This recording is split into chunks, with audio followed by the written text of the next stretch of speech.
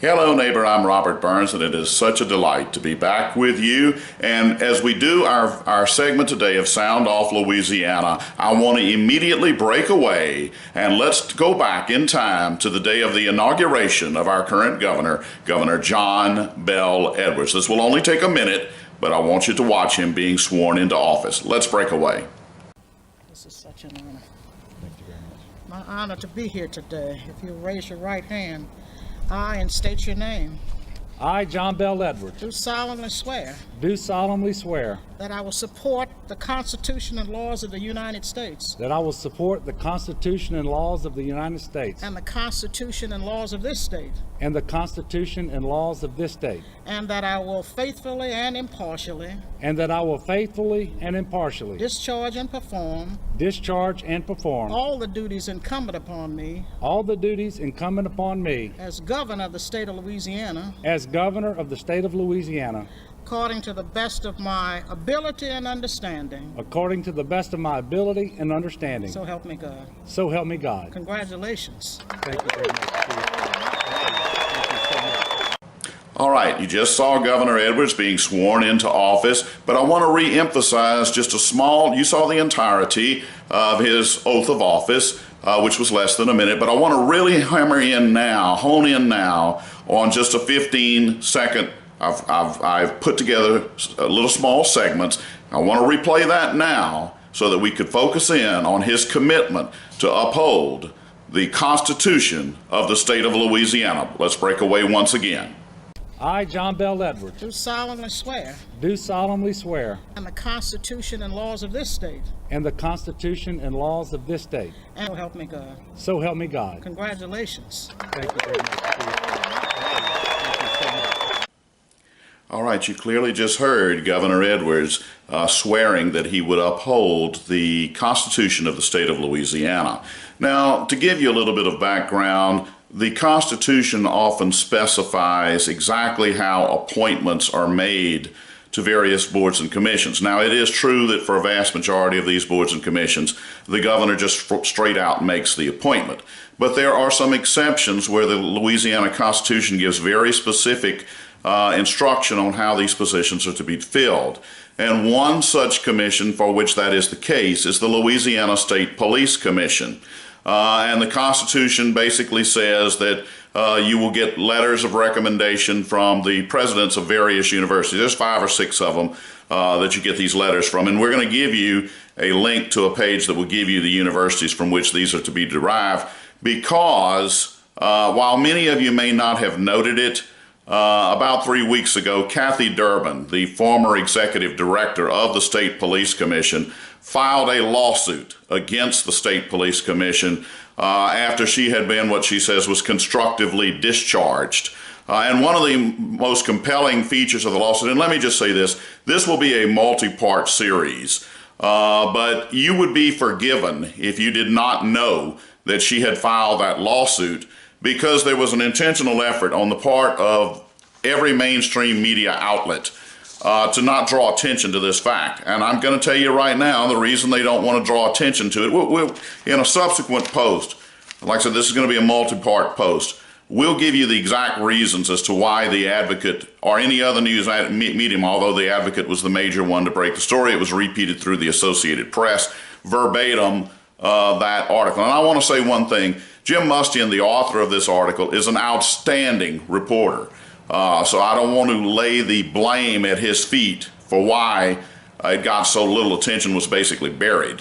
But we're going to unbury it, if you will, and give you a lot more meat to the skeleton that was put out there. And let me just say this. I did something I hadn't done in 4 or 5 years. I went out and bought an Advocate because I already knew it was buried in the online edition, but I wanted to see just how much focus this lawsuit got in the actual hard copy of the paper. And you're looking at it right now. This is the Advocate for January the 11th, 2018, all right? It's the day after Ms. Durbin filed her lawsuit. You can see that it's buried on page 3A. There are no, glaring neon headline grabbing. Just says ex-State Police Commission head files suits. That's it. Now, I want you to contrast that headline for the Advocate article with the blaring headline that we gave you and you will see paragraph 17 of Ms. Durbin's lawsuit blown up and in a big format to where you can read it, in a big photo format, paragraph 17. But we're going to talk about paragraph 17. I'm putting it right in front of the camera right here.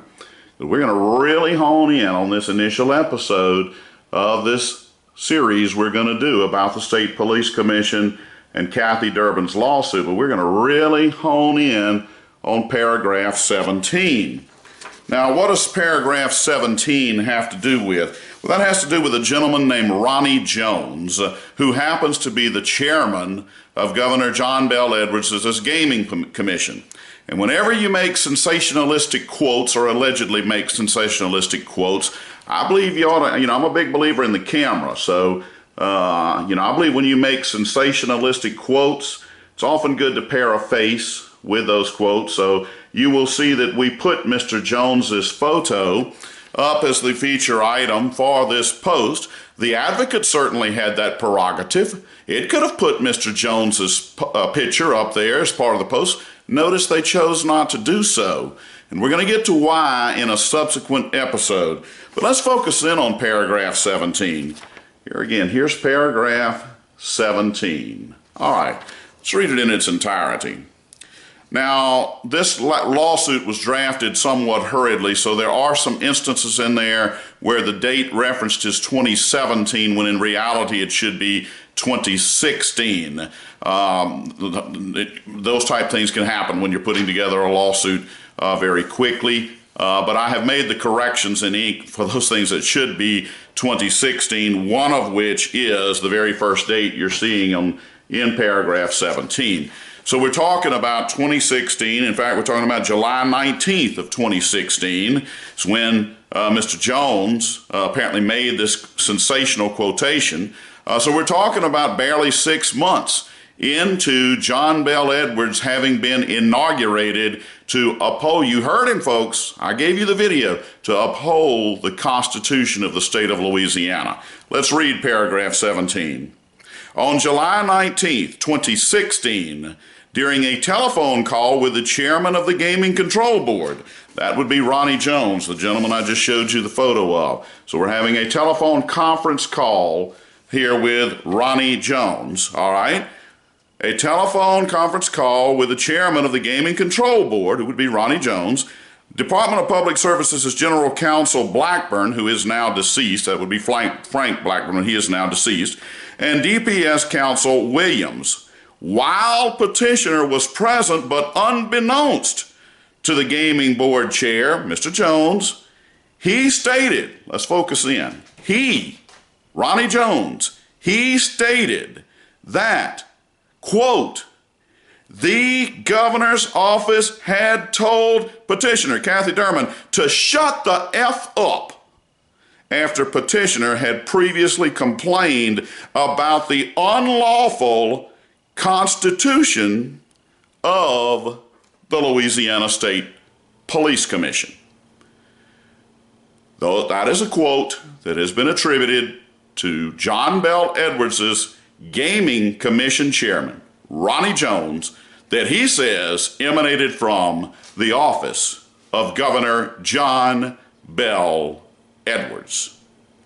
I think you're starting to get a little bit better clue as to why the article got so little fanfare in the mainstream media. Trust me, we're far from done on addressing that issue. But I want to close out this segment, and we're going to give you a link for the entirety of Ms. Durbin's lawsuit. I want to welcome you to read it. But I do want to conclude in just saying one last thing. I mean, it will be up to in a court of law. We also have, what's interesting here is, yes, one of the attorneys is now dead, Frank Blackburn. But the other one's still alive, Miss Williams.